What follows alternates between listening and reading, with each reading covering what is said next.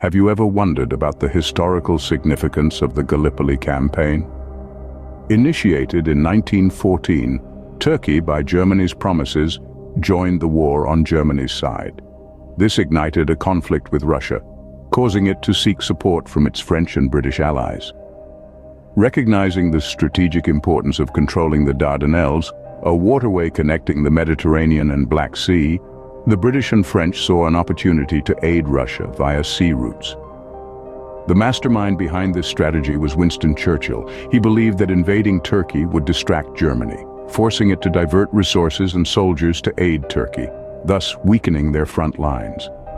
Furthermore, he thought a quick defeat of Turkey would prompt countries like Greece, Bulgaria, and Romania to join Britain against Austria-Hungary, isolating and surrounding Germany.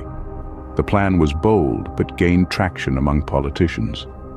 On the 15th of January 1915, the War Council gave the green light for the plan to be put into action. The Gallipoli Campaign was divided into 3 phases, the first 2 being naval campaigns, and the third a military campaign on land. On February 19, 1915, British and French ships attacked Turkish forts at the Dardanelles entrance, leading the Turkish to abandon the area. Minesweepers cleared the waters of mines planted by the Turks, making way for further progression by February 25th. The main attack was launched on March 18th, involving battleships, warships, and minesweepers. They encountered heavy resistance from Turkish forts and were struck by undetected mines, forcing a retreat. The third phase was initiated when naval commanders disclosed their inability to progress without eliminating the Turkish forts, initiating a land invasion of Gallipoli. Churchill approved the land invasion, which was led by General Ian Hamilton. The Greek army advised that 150,000 soldiers were needed, but Lord Kitchener, the war minister, disagreed. Hamilton assembled a 70,000 force, consisting of Anzac troops, British, Empire, and French soldiers.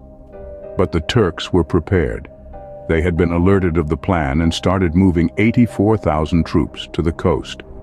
Despite careful planning and a large force, the Turks were ready for the coming fierce battle. As dawn broke on April 25th, the landings began. British, French, and Anzac troops disembarked from boats, initiating the invasion on Cape Hell's beaches. The assault succeeded on 3 beaches, but encountered heavy resistance on the remaining 2. At Anzac Cove, a disastrous situation unfolded as the Turks, strategically positioned on the clifftops, rained bullets down on Anzacs. It was said that the sea turned red with blood.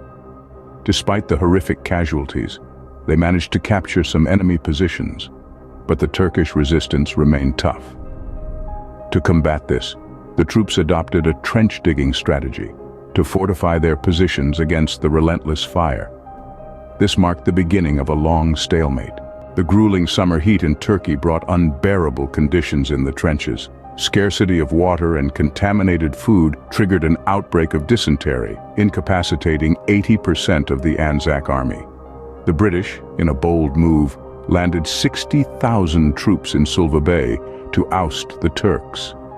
Early successes suggested a possible victory for the Allies. However, they were eventually beaten back, further cementing the tragic reality of the Gallipoli Campaign. As the news of the horrific conditions in Gallipoli reached Britain, criticism towards military leadership grew. General Hamilton was replaced by General Monroe, who, after assessing the situation, recommended an immediate withdrawal of troops.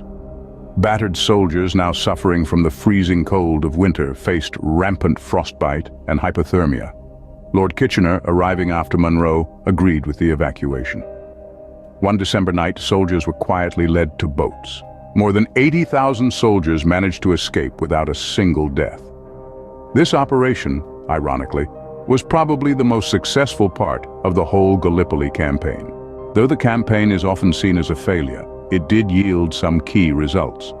The main goal of defeating Turkey wasn't achieved, but it did distract Turkish resources from aiding Germany and Austria-Hungary. This eased pressure on other war fronts. The campaign caused Bulgaria to join the war on Germany's side, further complicating World War I. The campaign fallout led to Winston Churchill resigning from his admiralty post, damaging his reputation. The human cost was massive, with over 500,000 soldiers losing their lives. The campaign was designed to support Russian allies, but they remained short of supplies. Despite the tragedies, there were triumphs. A few British submarines managed to get through the Dardanelles, launching attacks on Constantinople and sinking Turkish warships. In the end, the Gallipoli campaign was an overall failure, eventually leading to Russia completely leaving the Allies and the war.